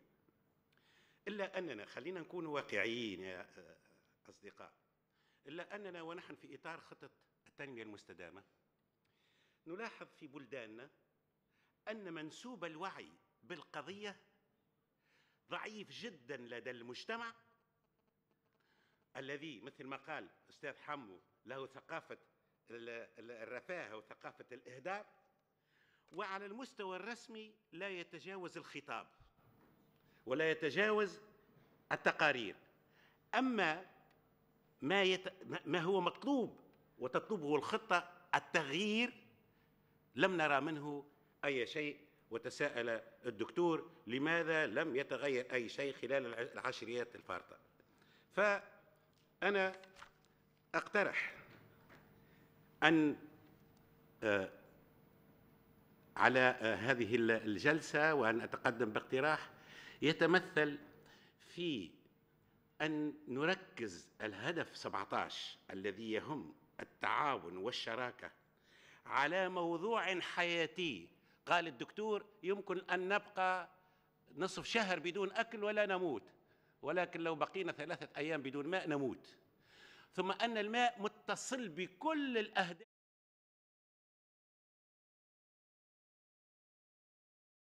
أن أوصله، هو أن يقع التركيز خاصة في الهدف 17 على موضوع حياتي جدا، وهو موضوع المياه، دون أن ننسى دور المرأة العربية أنا ما استمعتوش، وهي التي تدير نسبة كبيرة من المياه في منطقتنا العربية، دون أن ننسى هذا الدور.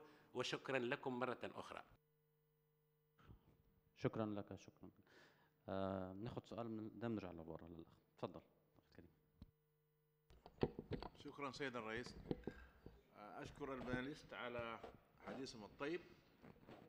انا صلاح عبد القادر، اداره الامن الغذائي، المنظمه العربيه للتنميه الزراعيه. في الحقيقه وانا بقول التنميه الزراعيه عايز اذكر ان الزراعه هي اهم مستخدم للمياه في الوطن العربي وعلى المستوى العالمي ايضا. يعني الزراعه في الدول العربيه بتستخدم 90% من المياه المتجدده. يعني حموا تقريبا كم 270 مليار متر مكعب ولا اكثر سنويا.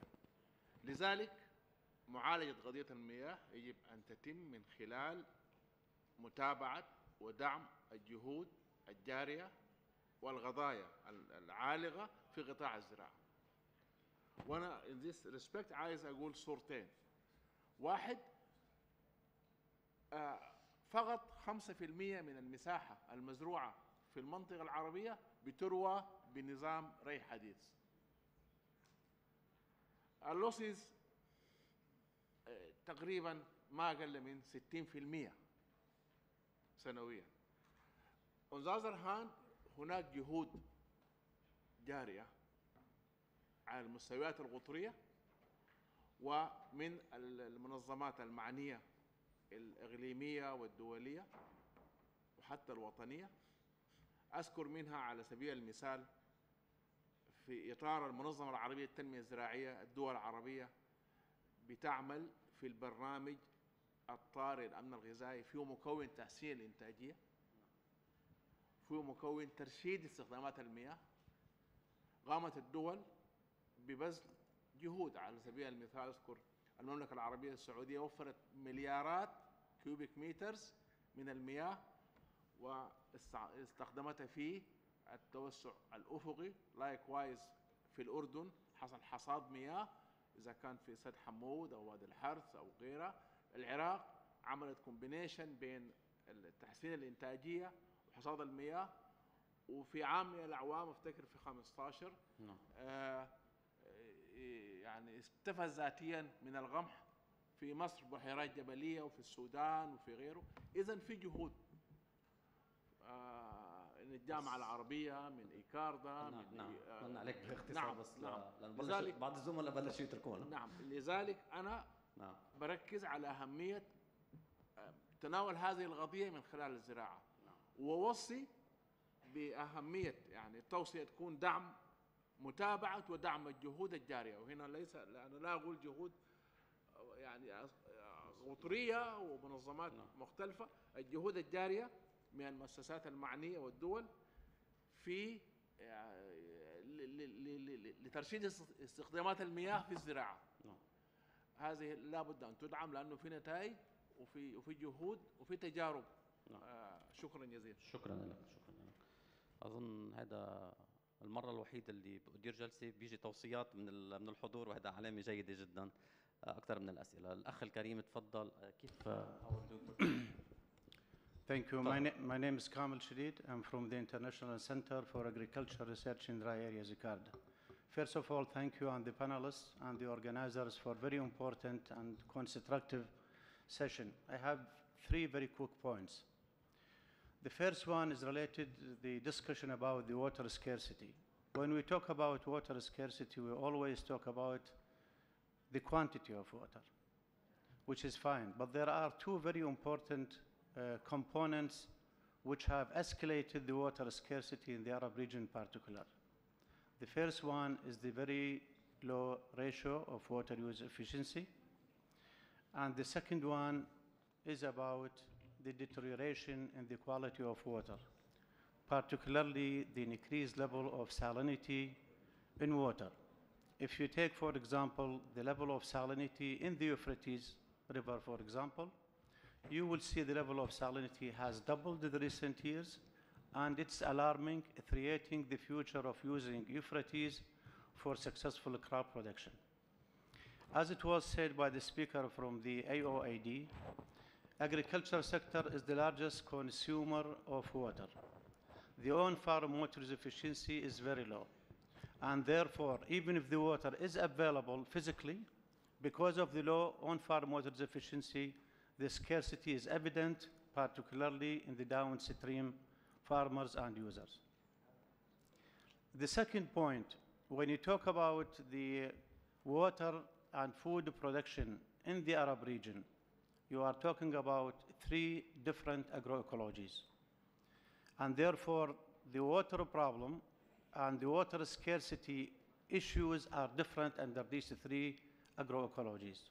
You talk about the irrigated-based system, the rain-fed-based system, which is the largest. Most of the food production is under rain-fed condition, and the very marginal dry areas.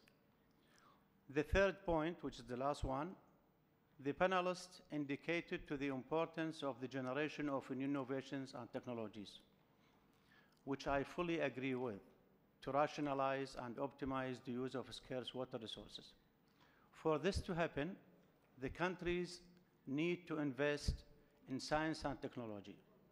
This region invests the lowest in science and technology among other countries. If you look at the investment in agriculture research and development, for example, it's 0.4%, less than 1% of the agriculture GDP. So this has to be reversed. Thank you. Thank you for these important points. I'll take from that side. Please, تفضلي. نعم، تفضلي. Thank you. عتاب التقي من UNDP Syria. Program Specialist Advocacy and SDGs و Team Leader للLivelihood and Economic Recovery for the last 2 years. يعني كتير صعب الواحد ما يتداخل أو ما يسأل بهيدا النوع من السيشنز لأنه الأجندة 2030 والSDGs is a big challenge for all. بس أنا يعني كوني مهتمة وعلى الأقل فيني أعتبر حالي مهندسة بيئية مختصة، بقول بعيد السؤال اللي سأله بشجاعة يعني one of our يعني esteemed experts, why did we fail? We need to ask this question and we need to answer in different ways. يعني إذا كنا اللي عم نعمله كله خلال 50 سنة وما Sur 50 ans, nous travaillons sur le développement et je suis sûre que chacun de nous a à son actif pas moins de 20 ans. Si nous travaillons de la bonne façon, nous avons de bonnes opportunités et le programme d'action à l'horizon 2030 avec ses ODD est la meilleure opportunité vu les conflits et les catastrophes qui frappent notre région et vu qu'il nous appartient en tant qu'agence onusienne donc d'apporter notre expertise, nos expériences aux autres et de les partager avec eux. Mais dans le même temps, vu que la Syrie est en train de sortir d'une situation très difficile, et là, entre parenthèses, je voudrais mentionner les difficultés rencontrées par le PNUD à cet égard. Nous avons dû changer notre approche vis-à-vis du développement durable. Il est temps de changer à différents niveaux. Il sera impossible de trouver une solution à la question de l'eau, des questions de sexe-spécificité ou autres dans la région arabe. Mais dans le même temps, nous savons qu'il existe des opportunités dans chaque conflit. Il existe des cerveaux arabes qui sont en train d'innover aux 4 coins du monde. Il existe également des initiatives très simples au niveau local le plus basique, mais qui peuvent être utilisées comme de bonnes pratiques. Donc très rapidement, j'ai des recommandations à vous proposer. La question de ne pas laisser de personnes pour compte est une question transversale à tous les ODD. Mais c'est bon, mais au contraire, il faudrait savoir who really care. This requires localization of SDGs, sound cooperation, making use of best practices, encouraging youth and innovation. Well, in Aga Khan, we have launched an initiative, an A to Z ecosystem, zero energy, zero consumption. So it's a business model for a cow farm for further tested based on EU standards and criteria. We just need to do business in a different way. Thank you. We know how difficult the situation is in Syria. Director Rula Majdalani was with us on a site visit, and it is really difficult. One of the panelists said earlier that there is no magic potion to this solution, and this is what you're saying again. أود شكر أعضاء البانل لأنه كان فعلا. Let me start by thanking the panelists for their enriching interventions. We've been speaking much about sustainable development. At the same time,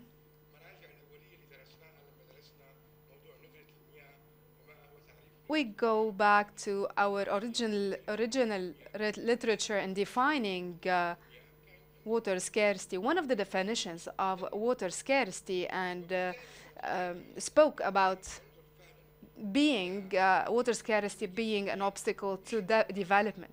So we need to link scarcity to sustainability by saying water scarcity or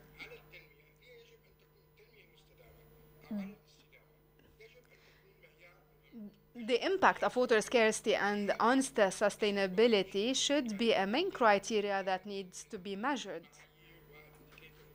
And it should be understood by using the other water-related measurements. Also, we spoken much about research and scientific research. It is an extremely important issue, and it becomes even more important in the participatory governance of water resources. So scientific research should become a main factor that is common across Arab regions. The Agenda 2030 requires cooperation between all stakeholders. It's also the agenda for scientific research. A number of reports have highlighted this.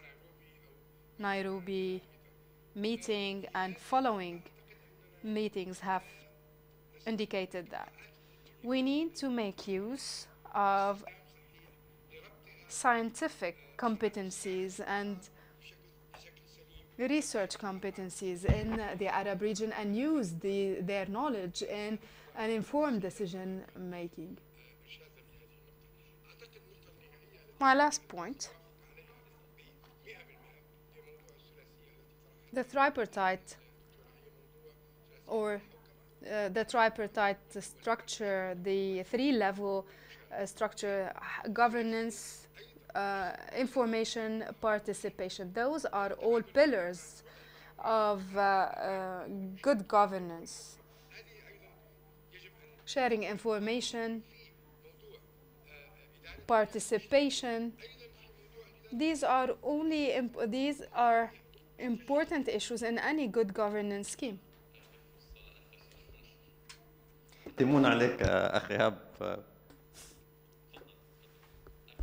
Last question.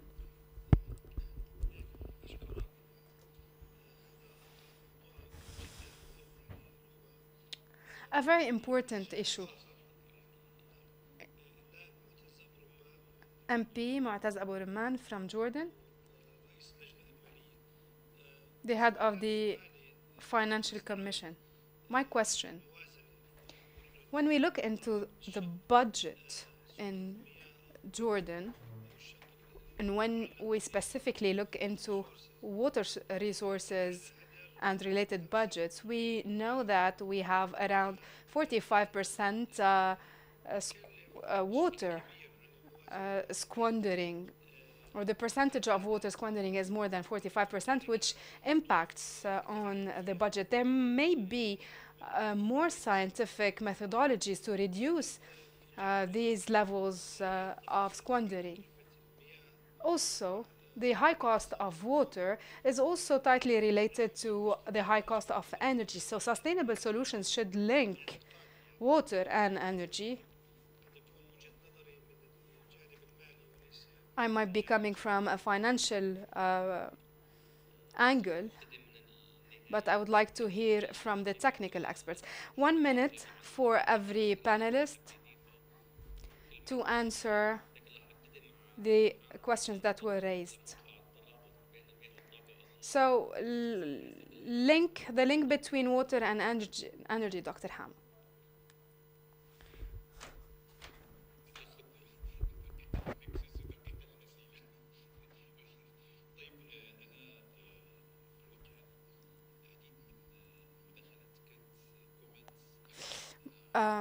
The interventions were rather comments, not questions.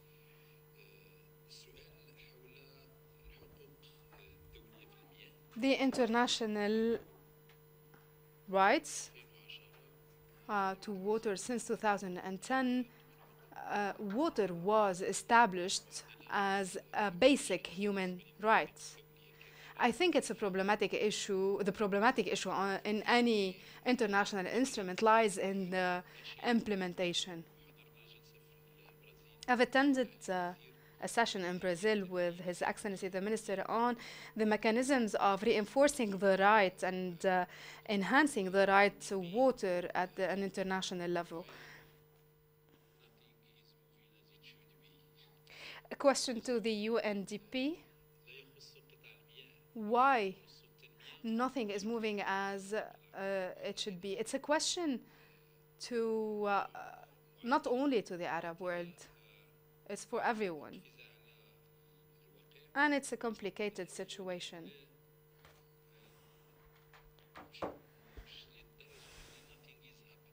It's not that the situation is not like nothing is happening. It's rather things are not happening the way we hope them to happen. Millions of people in the Arab world have had access to potable and drinking water. Millions have also had access to better and improved sewage and sanitation services. Millions of farmers have developed their agricultural practices. So we see some progress. However, the issue of water is more complicated.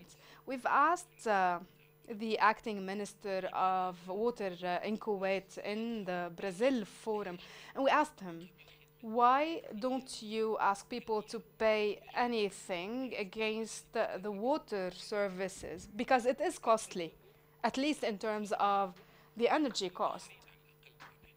So the answer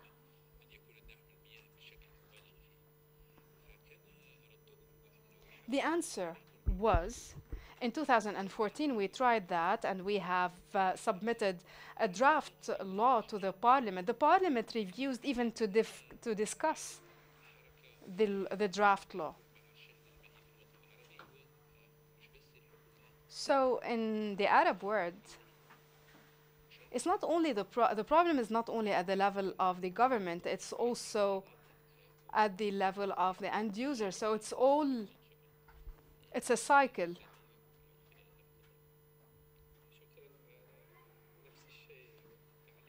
Thank you, sir. Commenting on the same point, more than 40 years, for more than 40 years, we see in schooling programs that water needs is the main and most important natural resource and needs to be optimized. However, practices have not changed. Culture is very important. And there comes the role of civil society organizations to disseminate knowledge and to disseminate this culture. Also, international organizations' reports should be translated in a language that is accessible to all water users, industrialists, or farmers.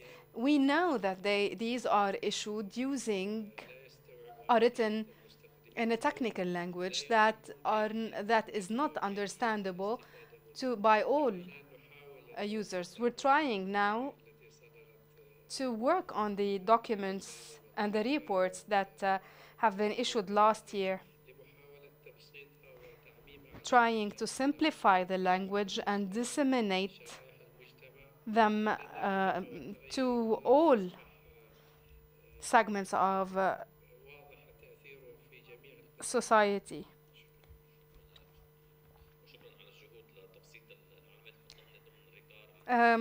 Very good effort to simplify the RICAR reports.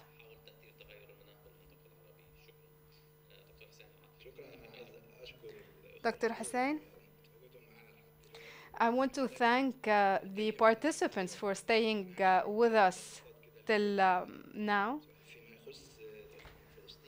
On the issue raised by the lady from Palestine, UN conventions stipulate, and UN and international instruments speak of the basic rights, basic human rights to water. Also, Brazil Declaration has dedicated a whole clause on human rights to water. So a specific clause was featured in the declaration speaking of the human being's right to water. Environmental awareness raising and sensitization, it's a problem at the level of the whole region. We have the capabilities in the Arab region. What we need is more information, more knowledge, more better governance, better management, coupled with innovation and the nationalization of technologies. I add to that good management, technology, a strong economy, and then a political will to implement.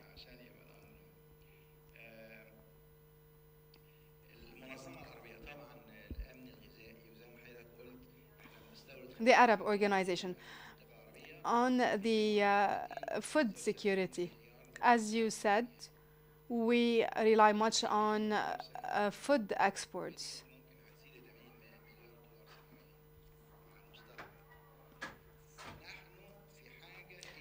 We are in a dire need to revisit our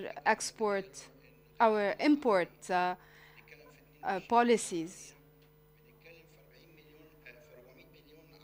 We're talking about 400 million Arab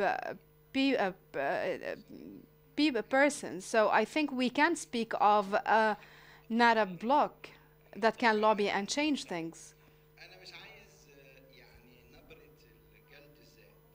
I hate it when I hear people use the tone of lamentation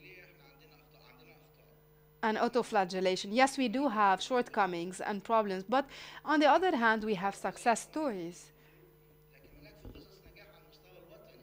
We have national success stories and regional initiatives and success stories at the level of regional initiatives. So we need to build on these. They are clear and evident.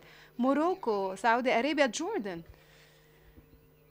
The water management service in Jordan is one of the best. It's an excellent model of management. I stop at this point. If you'd like to discuss with the doctor. He is remaining with us for the coming few days. I will not be lengthy. However, I would go back to the vision. The vision needs to be balanced, just and one of the participants said that we didn't hear much about women. Women are considered as the fragile and vulnerable party. Women, they have a huge impact on management. We need to address the issue of gender. We need to overcome the difficulty of addressing women in the region. Otherwise, we would not be able to address any other issue. Involving women and engaging women in all arenas, using the expertise and skills and culture of women in our natural resources management is a crucial thing. And before I leave it to Dr. Saida, let me end by a claim of him, because he will be working on the international report. The Arab region has faced a major challenge when it came to the IPCC. When they were producing their annual reports that led us to the climate change agreement in Paris, the Arab region was always blamed for not providing data and for not contributing with scientific research papers, knowing that Arab experts were part of the IPCC task forces. So I really hope that you would be our voice at the international community. We need to raise our issues in full detail, because we are the first region to be politically pressurized for having marginalized those crucial issues. So thank you, and I really urge you to represent us.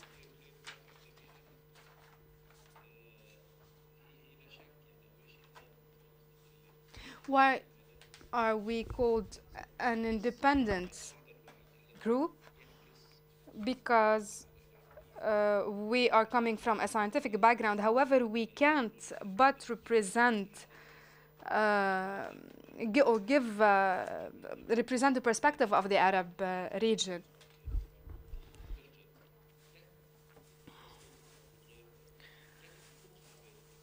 On the other hand, at the group, we launched a call for inputs, and we asked people to provide contributions. The Arab region did not contribute, and let's be frank here.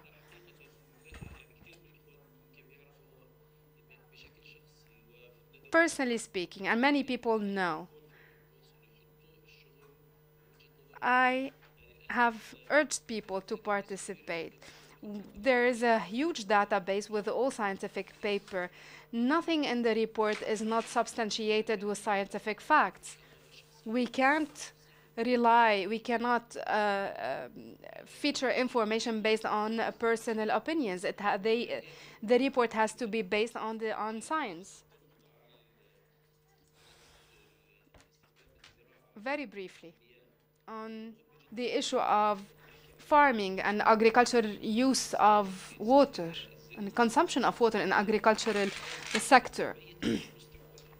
At this level, we can't overlook the quality of water being used. Yes, in Jordan, we have reduced the quantity and the percentage of water used in the agricultural sector because priorities have changed. When you have reduced water, there will be more competitiveness between sectors. So we need to factor in the quality of water, which is of prime importance. One last point, answering the question, why did we fail? In the past, the indicator was increasing access to water, to improved water, or to sanitation services. What we have overlooked is the increased demographic levels or the forced displacements. In the year 2000, a study focused on looking into this indicator separately, but it failed to take into consideration the increased population levels. My last point. The representative from UNESCO spoke about literatures and scientific research. If Agenda 2030 is not, if the implementation of Agenda 2030 is not based on scientific research, it will not be successful. I think there were several points that talked about irrigation. مجموعة نقاط تطرقنا فيها إلى كفاءة الاستخدام وندرة المياه إلى آخره. نقطة واحدة أود أن أركز عليها. هناك حقيقة أساسية. الزراعة هي المستهلك الأول للمياه، ما من سؤال في ذلك. حتى ولو نظرنا في سلسلة القيمة كلها للمنظومة الغذائية، نرى أنها كلها تستخدم أكثر تقريبا 90%. هذه المنطقة تستهلك هي في مروحة 80%. إذن من الواضح أن نتوجه ونسأل عن أي زراعة نتكلم عن ما هي الزراعة التي ستكون متوافقة مع الاستدامة وكفاءة استخدام الموارد. ولكن عندئذ نتكلم عن كفاءة استخدام الموارد المائية. الكفاءة بحد ذاتها متدنية في نسبها لسوء الحظ، وأركز على عبارة لسوء الحظ.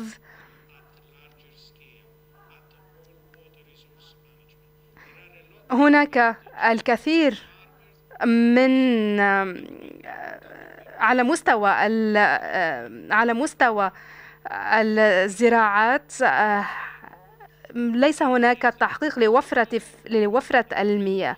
يمكننا أن نفتح النقاش بحيث نشمل هيئات ومؤسسات معنية أخرى. لسوء الحظ لا نستطيع أن نحقق الرابط على هذا المستوى. الكفاءة التي يمكننا أن نحققها نأخذها مما يهدر، ليس فقط على مستوى التبخر ولكن أيضا على مستوى المياه الجوفية. الفكرة هي أن نستخدم تلك المياه من أجل توسيع الأراضي المروية، وبالتالي نستخدم مياه أكثر. في نهاية المطاف الاحتساب يعني أننا نحصل على مواد غذائية أكثر، ولكننا نكون قد خسرنا مياه أكثر. إذن هذه هي المعادلة.